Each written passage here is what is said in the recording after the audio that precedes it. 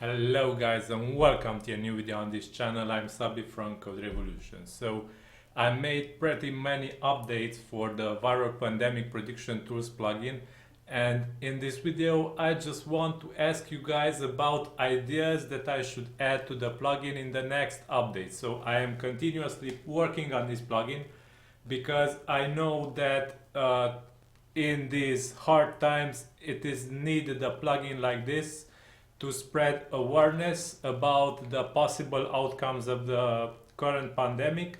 And I want you guys to give me any ideas that you have regarding how should I add new features to this plugin and what updates should I do to it.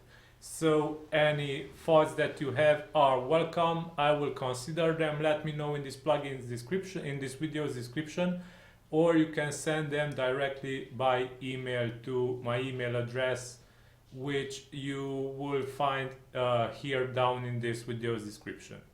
I will leave a contact form where you will be able to contact me.